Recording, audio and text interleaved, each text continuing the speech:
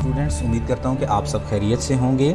तो हमारा जो लेक्चर सीरीज़ चल रही है वो है एलएलबी का जो सिलेबस है 5 ईयर एनुअल सिस्टम का according to prescribed by the university, जिसमें हमने जो पेपर नंबर 1 है एलएलबी पार्ट 1 का इंग्लिश 1, उसकी वीडियो अवेलेबल है, आप वहाँ से देख सकते हैं हमारे चैनल से। अब हम चलते हैं अपने पेपर नंबर 2 की तरफ। एलएलबी पार्ट 1 का जो पेपर नंबर 2 है वो है पॉलिटिकल साइंस का पेपर। अब ये पेपर भी आपका 100 मार्क्स का पेपर है। इसमें तमाम जो लिस्ट ऑफ टॉपिक्स जो है वो मैंने आपको स्लाइड पे नज़र आ रही हैं, आप देख लें। 1 बाय 1 हम इसको डिस्कस करते हैं। पहला जो टॉपिक आपने प्रिपेयर करना है वो है scope, utility and importance of political science. कि पॉलिटिकल साइंस क्या है, इसकी स्कोप क्या है, इसकी अहमियत क्या है, ये एक टॉपिक आपने तैयार करना है। उसके बाद आपने relation of political science with other social sciences, कि पॉलिटिकल साइंस का जो बाकी सोशल साइंसेस हैं के सब्जेक्ट्स हैं उनके साथ क्या रिलेशन है। उसके बाद approaches to study political science, कि what are the different methods to study political science, के पॉलिटिकल साइंस को किस तरह से पढ़ा जाता है, किस तरह से समझा जाता है, किस तरह इसको एवेल्यूएट किया जाता है, ये एक कंप्लीट टॉपिक है। उसके बाद concept of state and it's theories of evolution, कि रियासत क्या है, रियासत के बेसिक इंग्रेडिएंट्स एलिमेंट्स कौन कौन से हैं, कौन कौन सी थ्योरीज हैं regarding the evolution of state, ये एक पूरा आपका टॉपिक है। उसके बाद कॉन्सेप्ट ऑफ सॉवरेनिटी।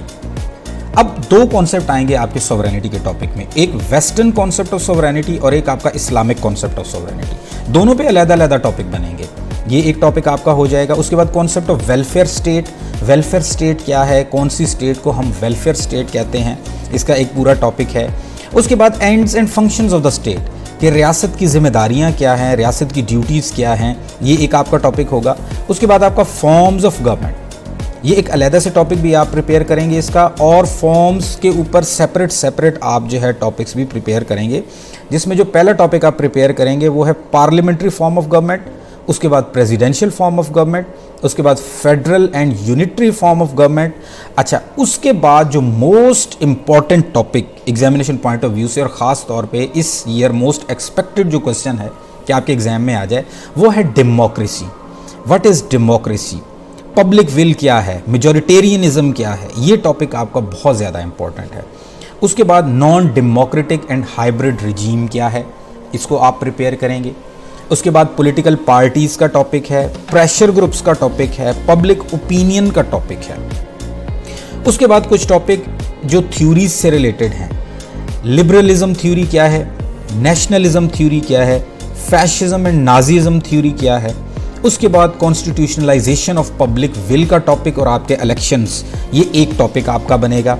उसके बाद लॉ क्या है, उसके सोर्सेज क्या हैं, उसकी काइंड्स क्या हैं, ये टॉपिक आपको फिलॉसफी ऑफ लॉ के सब्जेक्ट में भी मिल जाएगा। सेम एज इट इज़ आपने उसको यहाँ पे भी इनकॉर्पोरेट करना है।